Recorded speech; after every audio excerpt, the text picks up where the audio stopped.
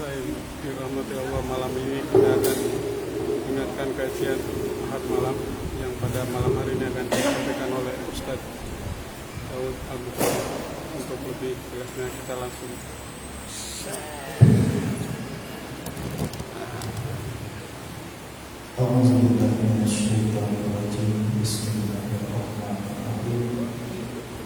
Assalamualaikum warahmatullahi wabarakatuh. Waalaikumsalam warahmatullahi wabarakatuh. Anak raja pergi menyelam, pas menyelam mendapat ikan. Kalau ditengok dari cara menjawab salam, nampaknya bapak-bapak baru makan. Dah makan? Belum 2 kali. Datuk Mariki Siti Nurbaya jarang ditonton di televisi. Tolong sambut salam dari saya. Semoga semuanya mendapat ridho ilahi. Assalamualaikum warahmatullahi wabarakatuh. Waalaikumsalam warahmatullahi wabarakatuh. Alhamdulillah, alhamdulillahil qawi sultanuh, al-wadihi burhanuh, al-mabsudi fi jiwali karamuhu wa ihsanuh. Ashhadu an la ilaha illallah wahdahu la syarika lah, wa ashhadu anna Muhammadan abduhu wa rasuluh allazi la nabiyya ba'dah. Allahumma salli wa sallim wa barik wa karim ala sayyidina wa habibina wa syafi'ina wa qurrati a'yunina nabiyyina Muhammadin wa ala alihi al-tahirin al-tayyibin wa man tabi'ahum bi ihsanin ila yaumiddin. Assalamu alayka ya sayyidi wa ya habibi ya Rasulullah. Assalamu alayka ya habiballah. Assalamu alayka ya nabiy rahmah. Assalamu alayka ya sahibal fadilah wal wasilah. Assalamu alayka ya sahibas syafa'ah. Assalamu alayka ya ahlul jannah. Amma ba'du. فيا أيها الحاضرون اتقوا الله حق تقاته ولا تموتن إلا وأنتم مسلمون. فقال الله تعالى في القرآن الكريم: أعوذ بالله من الشيطان الرجيم. بسم الله الرحمن الرحيم. يا أيها الذين آمنوا لا تلهكم أموالكم ولا أولادكم عن ذكر الله ومن يفعل ذلك فأولئك هم الخاسرون. صدق الله العظيم وصدق رسول الله صلى الله عليه وسلم نبي الكريم والحمد لله رب العالمين. Dan kita hormati, kita muliakan orang-orang tua kita, para alim, para sesepuh yang hadir bersama kita malam hari ini. Tua tak disebut gelar, muda tak pernah disebut nama. Wabil khusus yang kita hormati Al-Mukarram, guru kami, saudara kami Ustaz Syahrul SIK MPDI. Selama ini saya tampil di Masjid Sayyid Saul Hamid ini, Pak, belum pernah tak ikutnya macam-macam. Tak tahu, mungkin karena ada guru di sini, sarjana ilmu Quran, Ustaz Safrul. Mudah-mudahan beliau senantiasa diberikan kesehatan lahir dan batin, diistiqomahkan di dalam dakwahnya. Mudah-mudahan keluarganya selalu dijaga oleh Allah Subhanahu wa taala. Amin ya rabbal alamin. Tak salah ya Pak Ketua, kita rekomendasikan Pak RW kemarin minta saya bilang ada lagi yang lebih bagus nih. Ada tuan guru kami, masya Allah. Ini kalau Ustaz Sahrul sudah di Sayyid Hamid, insyaallah aku yakin saya Bapak Ibu semua, anak-anak kita di sini nanti jadi ahli Quran. Insyaallah. Bahkan bukan anak-anak saja, bapak-bapak, mak-maknya pun nanti jadi ahli Quran insyaallah.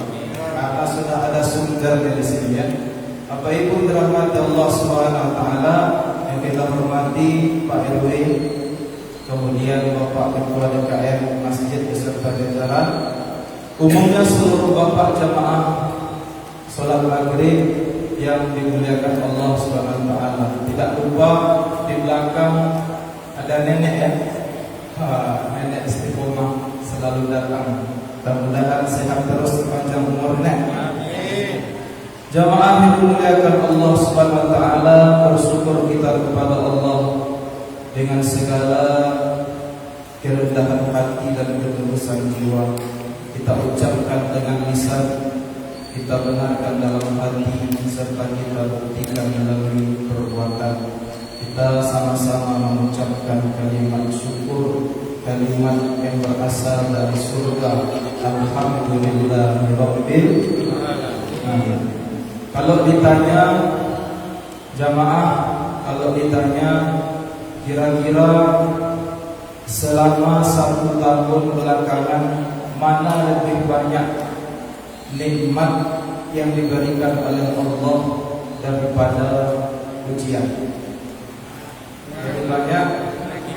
Kalau ditanya kita mana banyak sakit daripada sehat? Lebih banyak sehat. Kalau sakit paling lama 2 minggu, ya baru ya. Kalau kena corona paling lama di karantina 2 minggu ya.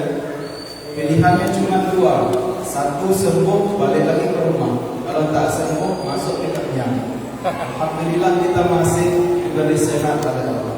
Mana lebih afdal nikmat sehat daripada nikmat iman? Lebih afdal nikmat iman. Kenapa? Karena banyak orang sehat. Malam ini banyak saudara kita yang sehat, bahkan sehat walafiat, bukan. Tapi kalau dalam hati tak ada iman, maka jangan harap mau masuk surga Allah. Mencium aroma surga saja dari jauh tak bisa. Maka puncak iman adalah mengatakan kalimat la ilaha illallah. Ini puncak iman. Jadidu imanakum, perbaharui iman kalian, kata Rasulullah. Sahabat bertanya, bagaimana cara kami memperbaharui iman kami ya Nabi?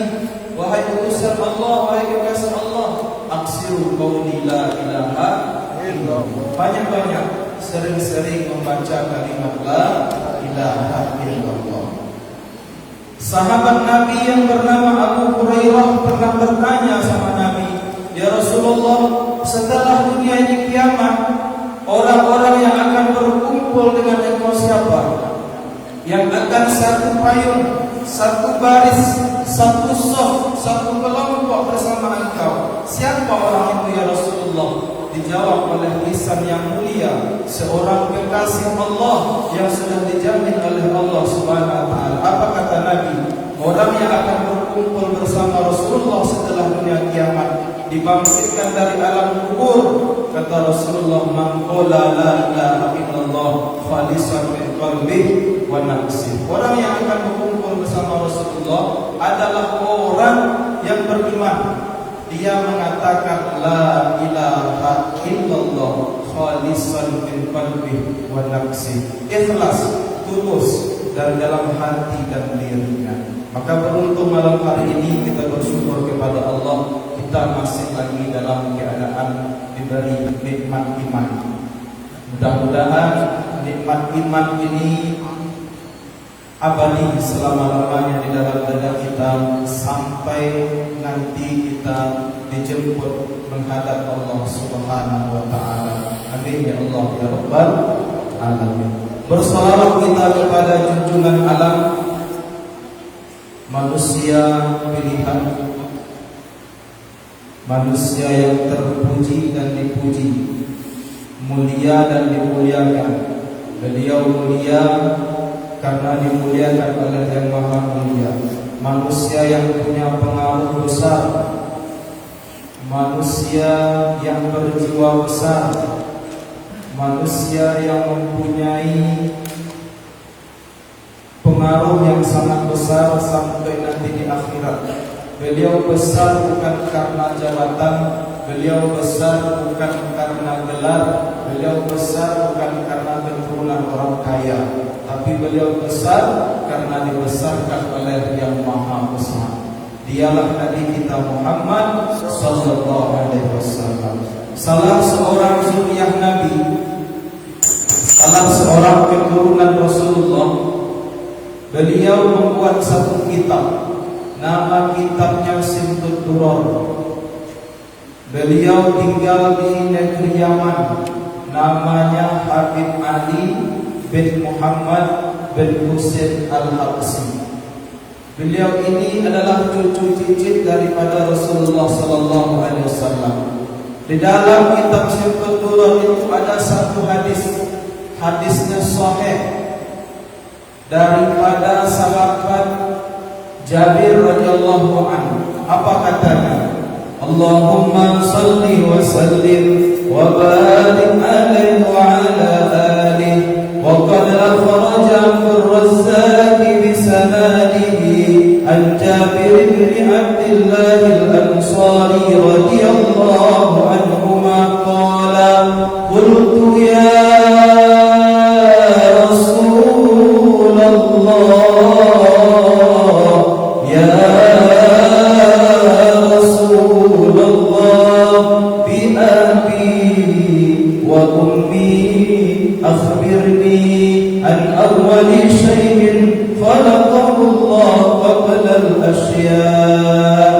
Bertanya Jabir sama Nabi, ya Rasulullah, duhai utusan Allah, demi ayahku dan demi ibuku, kabarkan kepadaku ya Rasulullah, sampaikan kepadaku ya Rasulullah, an awwali syai'in khalaqahu Allah qabla al-asya', apa yang pertama kali diciptakan oleh Allah Ta'ala sebelum segala sesuatu dijadikan dan diciptakan. Dijawab oleh lisan yang mulia kekasih Allah Subhanahu wa Ta'ala, Nabi Muhammad sallallahu alaihi wasallam. Qala ya Jabir, wahai Jabir, kata Rasulullah, innallaha khalaqa qabla al-asya', ketahuilah sesungguhnya Allah sebelum menciptakan, sebelum menjadikan, sebelum membuat segala sesuatu di alam semesta ini, sebelum Allah jadikan surga dan neraka, sebelum Allah jadikan jin dan manusia, sebelum Allah ciptakan laki-laki dan perempuan, lautan dan daratan, mentari dan rembulan, sebelum semuanya diciptakan oleh Allah, yang pertama kali diciptakan kata Nabi kita, Nura Nabiyika Muhammadin sallallahu alaihi wasallam bin Nuri. Yang pertama kali dijadikan oleh Allah adalah nur Nabi Muhammad. Dari mana nur Nabi Muhammad diciptakan? Langsung dijawab dalam hadis ini, min nuri, nur Nabi kita yang mulia ternyata diciptakan dari nur Allah Subhanahu wa Ta'ala. Jemaah yang dirahmati Allah, maka semua kita yang hadir malam ini,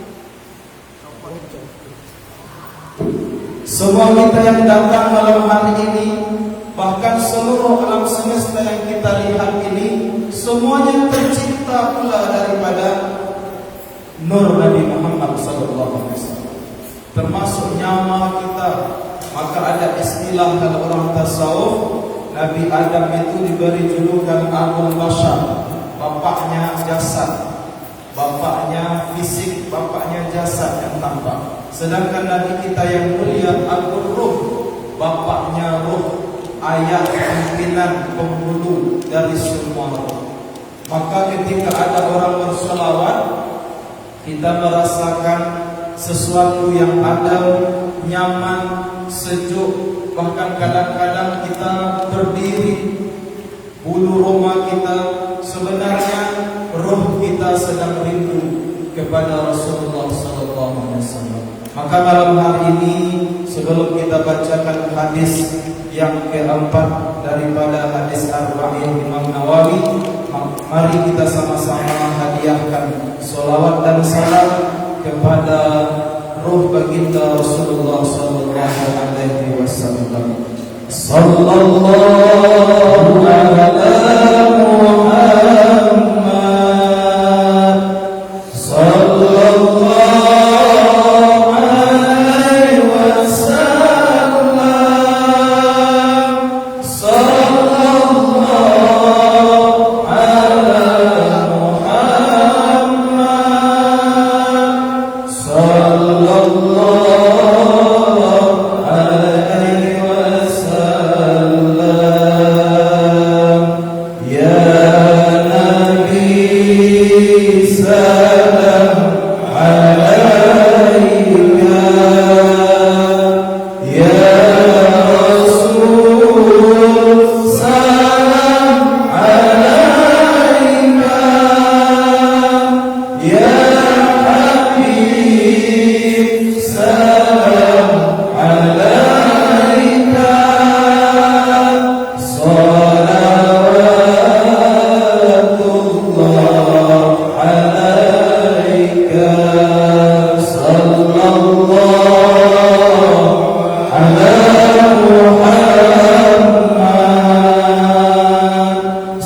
sallallahu alaihi wasallam, sallallahu ala Muhammad, sallallahu alaihi wasallam. Allahumma shalli wa sallim wa barik alaihi. Buat di sini maulid, adakan di sini maulid Pak. Maulid Barzanji boleh, maulid Sidul Duror boleh, Hadiahul Langit boleh. Apapun pokoknya dalam satu bulan itu adakan minimal 2 kali baca maulid. Isinya apa? Isinya sholawat kepada Nabi Muhammad sallallahu alaihi wasallam. Siapa yang menyuruh kita sholawat? Allah. Innallaha wa malaikatahu yusholluna 'alan nabi. Sesungguhnya Allah dan para malaikat-malaikat Allah senantiasa bersalawat kepada Nabi. Ya ayyuhallazina amanu shallu alaihi wa sallimu taslima. Jamaah yang dimuliakan Allah Subhanahu wa taala, harusnya kita sudah masuk kepada hadis yang ke-6 atau ke-7 ya. Tapi karena beberapa waktu lalu kita ada halangan, malam hari ini kita coba bacakan satu hadis, yakni hadis yang keempat daripada hadis Arba'in Imam Nawawi. A'udzu billahi minasyaitonir rajim. Bismillahirrahmanirrahim.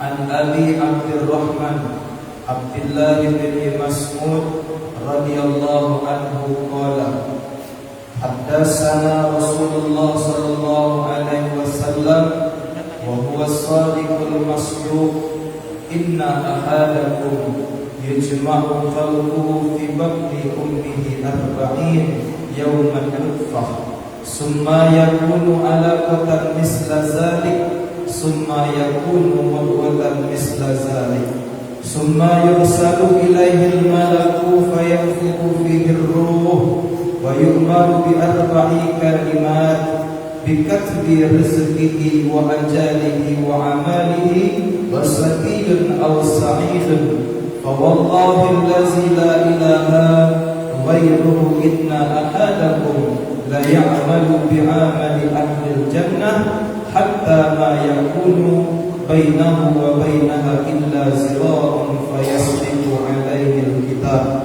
wa ya'malu bi'amali ahli an-nar fayadkhuluha wa inna ahadakum liya'malu bi'amali ahli an-nar hatta ma yakunu bainahu wa bainaha illa zira'un fayasbiqu alayhi al-kitab fayamalu bi'amali ahli al-jannah fayadkhuluha.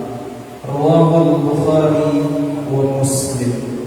Jamaah yang dimuliakan Allah Subhanahu wa taala, Hadis yang keempat ini berasal dari sahabat Nabi, namanya Abu Abdurrahman Abdullah bin Mas'ud radhiyallahu anhu. Beliau berkata, Rasulullah sallallahu alaihi wasallam menyampaikan kepada kami, dan beliau adalah orang yang benar dan dibenarkan. Jadi tak diragukan lagi. Kalau Rasulullah yang menyampaikan, tak diragukan lagi sedikit pun. Dan tidak boleh ada keraguan dalam hati sekecil zarrah sekalipun. Beliau adalah orang yang benar dan dibenarkan. Apa kata Rasulullah? Sesungguhnya setiap kalian dikumpulkan penciptaannya di perut ibunya sebagai setetes mani selama 40 hari. Kemudian setelah 40 hari berubah menjadi setetes darah selama 40 hari. Summa kemudian menjadi segumpal daging selama 40 hari. Kemudian diutus kepadanya seorang malaikat, lalu ditiupkan padanya ruh. Dan dia diperintahkan untuk menetapkan 4 perkara. Pertama, menetapkan rezekinya. Kedua, menetapkan ajalnya. Ketiga, amalnya dan kecelakaan atau kebahagiaan hidupnya. Demi Allah yang tidak ada ilah selainnya, sesungguhnya di antara kalian ada yang melakukan perbuatan ahli surga hingga jarak antara kelasinya dan surga tinggal sehasta. Akan tetapi kata Rasulullah, telah ditetapkan baginya ketentuan. Dia melakukan perbuatan ahli neraka, maka masuklah dia ke dalam neraka. Sesungguhnya di antara kalian ada yang melakukan perbuatan ahli neraka hingga jarak antara kelasnya dan neraka tinggal sehasta. Akan tetapi telah ditetapkan baginya ketentuan. Dia melakukan perbuatan ahli surga, maka akhirnya masuklah dia ke dalam surga. Jemaah yang dimuliakan Allah Subhanahu wa taala. Hadis yang keempat ini menjelaskan tentang penciptaan kita di alam rahim ibu kita, mulai dari dibentuknya kita dari setetes air mani. Setetes air mani selama 40 hari, kemudian berubah menjadi daging, menjadi darah, kemudian 40 hari kembali berubah menjadi segumpal daging, sehingga tiba masanya Allah Subhanahu wa taala mengutus seorang malaikat untuk meniupkan ruh ke dalam janin tersebut.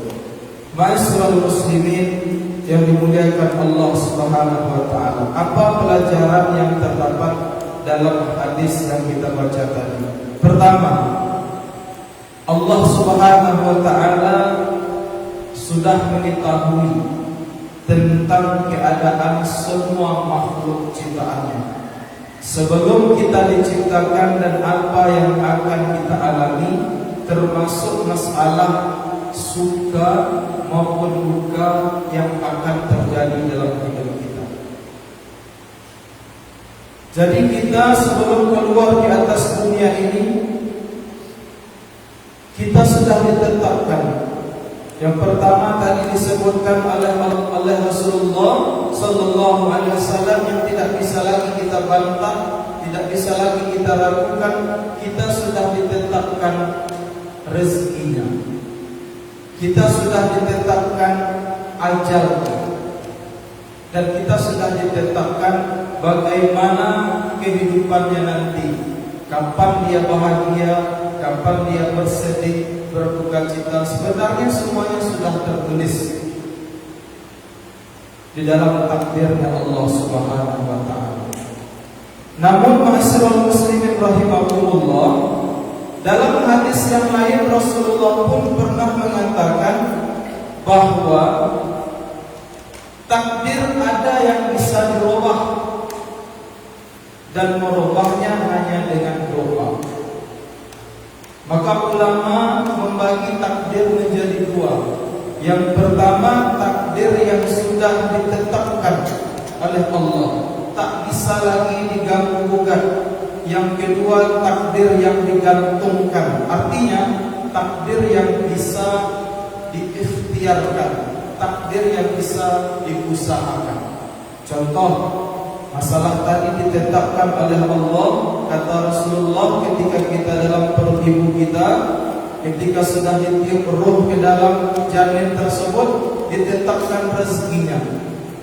Rezeki ini memang sudah ditetapkan oleh Allah, tetapi dia termasuk dan tergolong kepada takdir yang digantungkan.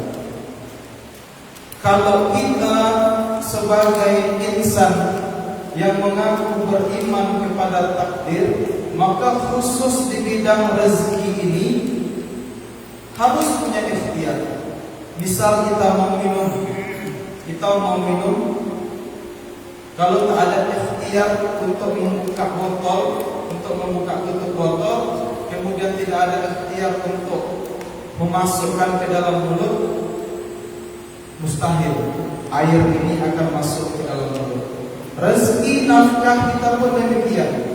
Kalau kita cuma berpasrah diri, bertawakal kepada Allah, mendengar satu hadis ini karena rezeki sudah ditetapkan oleh Allah, sudahlah, rezeki saya pasti datang, rezeki saya pasti ada saja jalannya, sekalipun saya tak berikhtiar, tak berusaha. Tidak. Jamaah yang dimuliakan oleh Allah Subhanahu wa taala. Yang kedua, ajal seseorang sudah ditentukan. Ajal itu maksudnya batas waktu kita. Ada yang 60 tahun, ada yang 50 tahun, semuanya pasti akan menemui ajalnya. Tapi bagaimana nanti kejadian sebelum ajalnya itu bisa diikhtiarkan. Yang tidak bisa diganggu gugat adalah kematian. Mati itu adalah takdir yang tidak bisa lagi dirubah. Siapapun tak bisa merubah. Kematian tidak bisa dirubah, tapi cara bagaimana dia mati bisa diikhtiarkan. Ada orang kalau dia pengen wafat dalam keadaan husnul khotimah, tentu dia ada usaha. Kata Rasulullah, siapa orang yang ketika ucapan terakhirnya mengatakan la ilaha illallah, dakhala jannah, masuk surga. Ini Rasulullah yang katakan. Bahkan di hadis-hadis yang lain pun banyak, tidak bisa diragukan lagi. Walaupun sekedar ucapan. Nah, ini hati-hati juga. Hari ini ada juga kita dengar yang lagi viral, kita tidak menghibah ya, tapi ini harus kita sampaikan. Takutnya nanti jamaah ada yang berubah akidahnya. Padahal Rasulullah sudah katakan bahwa kalimat la ilaha illallah, siapapun yang mengucapkannya di akhir hayat masuk surga. Bahkan bukan di akhir hayat, dia mengucapkan selagi hidup. Dia beriman kepada Allah, la ilaha illallah, tidak ada Tuhan yang berhak disembah kecuali Allah. Semuanya akan masuk surga, walaupun akan ditransit dulu ke dalam neraka, tapi tetap semua masuk surga. Nah, beberapa hari yang lalu, beberapa minggu yang lalu, ada pula kita dengar salah seorang ulama mengatakan bahwa orang yang mengucapkan kalimah la ilaha illallah itu belum tentu masuk surga katanya. Karena kalimah la ilaha illallah adalah kalimah persatuan. Nah, ini hati-hati. Ini nanti dibelok-belokkan akidah kita. Tidak bisa. Kalau Rasulullah sudah katakan, siapapun dia, walaupun dia berdosa, kalau dalam hatinya illallah masuk surga walaupun tidak langsung. Mungkin dia dihisab dulu, mungkin dia disiksa dulu, dibersihkan dulu segala macamnya, masuk surga. Apalagi kalau orang husnul khatimah. Apa sebenarnya husnul khatimah itu? Apakah husnul khatimah itu orang yang wafatnya fisiknya dalam keadaan bersih, dalam keadaan wangi, dalam keadaan baik-baik saja? Belum tentu husnul khatimah. Husnul khatimah adalah orang yang ketika di akhir hayatnya bisa mengucapkan kalimat la ilaha illallah. Lalu bagaimana caranya? Ikhtiarnya bagaimana? Kita ini sudah pasti semuanya akan mati, tapi kita meminta sama Allah bagaimana caranya nanti ketika detik-detik terakhir kita akan mati, kalimat terakhir yang kita ucapkan dari lidah kita adalah kalimat la ilaha illallah. Maka perlu ikhtiar. Ikhtiarnya setiap hari kita biasakan lisan kita berzikrullah. Setiap hari kita biasakan hati mengingat Allah. Pikiran kita ingat akan kekuasaan Allah. Ini salah satu ikhtiar kalau kita ingin husnul khatimah. Memang mati, ajal itu sudah ditetapkan, tidak bisa diganggu-gugat. Tapi caranya kita mati, mau mati husnul khatimahkah atau mau mati su'ul khatimahkah, kembali ke diri masing-masing. Dan ini bisa dirubah dengan ikhtiar dan doa. Bapak yang dirahmati Allah Subhanahu wa taala, itu yang pertama, pelajaran dari hadis yang keempat dari sahabat Abdurrahman Abdullah bin Mas'ud radhiyallahu anhu. Kemudian kata Rasulullah sallallahu alaihi wasallam, ketika kita masih dalam perut ibu kita ditetapkan tadi rezeki, kemudian ajal, kemudian perbuatan, amalnya dan kebahagiaannya. Perbuatan sehari-hari, amal, kebahagiaan dan kesusahannya pun sebenarnya sudah ditakdirkan oleh Allah. Apakah dia nanti menjadi seseorang yang sukses atau menjadi seseorang yang gagal terus dalam usahanya, sebenarnya sudah ditetapkan oleh Allah Subhanahu wa taala. Namun tetap di dalam hal ini juga ada namanya ikhtiar. Tak semata-mata yang sudah digariskan oleh Allah Subhanahu wa taala untuk kehidupan kita bahagia atau susah, miskin atau kaya, butuh ikhtiar dan butuh doa.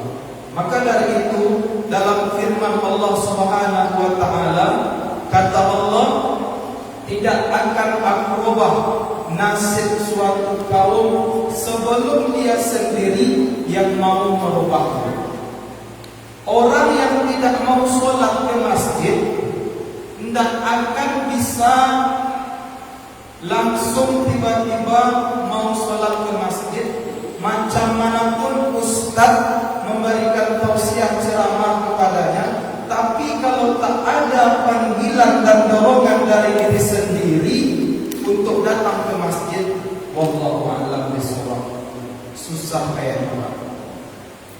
Macam manapun kita berusaha supaya teman-teman kita, sahabat kita ikut hadir di majelis taklim, ikut hadir di majelis zikir, ikut hadir di majelis pembacaan sholawat, maulid Nabi dan sebagainya. Kalau tidak dari diri sendiri ada niat, tentu susah. Artinya hidayah Allah Subhanahu wa taala pun butuh ikhtiar dan doa. Tak semata-mata langsung dapat hidayah. Hidayah tak semata-mata langsung diberikan oleh Allah. Ada ikhtiar dan doa. Ikhtiar melalui eksternal dari luar diri adalah kita sebagai dai, sebagai mubalik memberikan peringatan-peringatan, memberikan kabar gembira. Misal orang tak mau sholat, kasih ayat kabar gembira, kasih fadilah-fadilah. Siapa yang melaksanakan sholat mendapatkan pahala, mendapatkan surga segala macam. Ini ikhtiar untuk mengantarkan hidayah. Tapi kata Allah tidak akan berubah nasib satu kaum sebelum dia sendiri akan merubahnya. Berarti dia pun harus punya ikhtiar dan doa kepada Allah. Tak semata-mata langsung dapat hidayah, karena hidayah harus dijemput menghadap Allah Subhanahu wa taala. Tak semata-mata kita ini akan diberikan surga oleh Allah tanpa ada usaha untuk menjemput dan meraih surga Allah. Rasulullah sudah kabarkan, al-jannatu mustaqatun ila arba'atin nafar. Kata Rasulullah, sering kita dengar di mana-mana, surga kata Rasulullah rindu kepada 4 golongan manusia. Pertama, talil Quran. Kedua, hifzil lisan. Ketiga, mut'imil ji'an. Keempat, shaimin fi syahri Ramadan. Sudah dikasih oleh Rasulullah jalan. Ini ada orang mau masuk surga, dikasih oleh Rasulullah ikhtiarnya apa? Satu, kata Rasulullah, rajin-rajin membaca Al-Quran. Khairukum man ta'allama al-Qur'ana wa 'allama. Yang terbaik di antara kamu, kata Rasulullah, adalah orang yang mau belajar Al-Quran dan mau mengajarkan Al-Quran. Iqra'ul Quran, bacalah Al-Quran, kata Nabi, fa innahu ya'ti yaumal qiyamah syafi'an li ashabi. Karena nanti Al-Quran pada hari kiamat akan datang membawakan pertolongan. Untuk siapa? Li ashabi, untuk sahabat-sahabatnya. Kalau sahabat berarti lebih dekat lagi daripada teman. Kalau teman mungkin hanya sekedar teman. Saya dengan Pak Ketua Masjid mungkin berteman, tapi belum tentu bersahabat. Sedangkan saya dengan Ustaz Sambul, saya bersahabat. Sudah lama kenal, sudah lama bersama-sama, satu perjuangan dengan beliau. Kami bersahabat. Al-Quran akan datang membawakan pertolongan di hari kiamat untuk orang-orang yang punya ikhtiar. Ikhtiarnya apa? Semasa hidup dia bersahabat dengan Al-Quran. Jadi ma'asyiral muslimin yang dimuliakan oleh Allah Subhanahu wa taala, hadis ini secara garis besar menceritakan tentang takdir yang sudah ditetapkan oleh Allah. Secara garis besarnya wajib kita imani bahwa takdir kita memang sudah ditentukan oleh Allah. Pertama, rezeki kita sudah ditentukan oleh Allah. Yang kedua, ajal kita sudah ditentukan. Kita semua punya ajal. Kita semua pasti akan mati. Kullu nafsin dha'iqatul maut. Yang ketiga, kita bahagia atau sengsara sudah ditentukan oleh Allah. Dan yang terakhir, masuk surga atau masuk neraka pun sudah ditentukan oleh Allah Subhanahu wa taala. Namun dalam keterangan-keterangan yang lain, di hadis-hadis yang lain, bahkan firman Allah dalam Al-Quran juga menjelaskan bahwa harus ada ikhtiar. Tidak boleh langsung berserah diri, bertawakal kepada Allah. Sudahlah, kalau memang saya ini sudah digariskan oleh Allah untuk mati, ya sudah, nanti saya akan mati. Berarti nanti bisa saja matinya husnul khatimah, karena tidak ada keinginan untuk mati husnul khatimah. Sudahlah, surga dan neraka itu sudah dijadikan oleh Allah. Saya nanti dimasukkan ke surga atau dimasukkan ke neraka terserah sama Allah saja. Saya tawakal kepada Allah. Mau dimasukkan Allah ke dalam surga silakan, mau dimasukkan Allah ke dalam neraka silakan. Ini tidak boleh. Kita mesti punya ikhtiar. Makanya Nabi menyampaikan fadilah-fadilah, bocoran-bocoran. Kalau ingin masuk surga, kata Nabi, ini amalannya: baca Quran, kemudian jaga lisan, kemudian suka berbagi makanan kepada orang yang membutuhkan. Yang keempat, rajin berpuasa di bulan suci Ramadan. Dan banyak lagi bocoran-bocoran lain yang disampaikan oleh Rasulullah sallallahu alaihi wasallam. Jemaah yang dimuliakan Allah Subhanahu wa taala, akhirnya kita sama-sama memohon kepada Allah. Kemudian setelah kita memohon, berdoa kepada Allah setiap hari, kita juga harus buktikan permohonan kita itu dengan ikhtiar. Kalau kita benar-benar sungguh-sungguh hamba-hamba Allah yang ingin mendapatkan takdir terbaik dari sisi Allah Subhanahu wa taala. Mudah-mudahan hadis yang keempat ini membawa manfaat buat kita semua. Dan insya Allah kalau tidak ada halangan yang berat, bulan depan kita sehat-sehat, panjang umur, kita lanjutkan ke hadis yang kelima. Kalau tak salah hadis kelima ini tentang amal-amalan bid'ah. Nah, ini sangat sangat viral juga.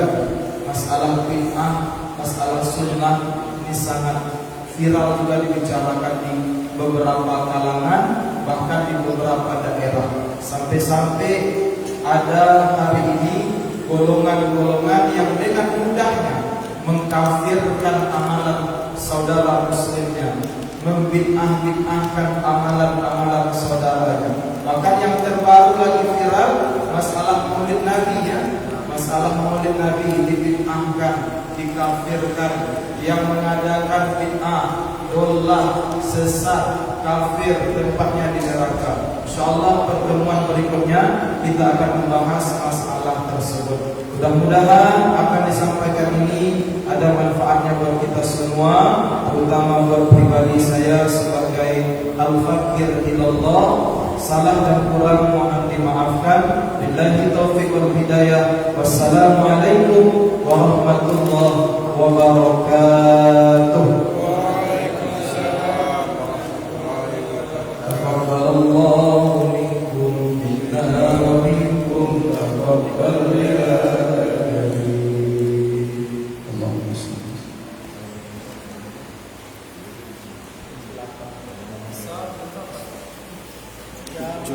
9:06. 6 menit lagi. Jam 9 lewat 6. Jam 19:06. Ada 9 baru.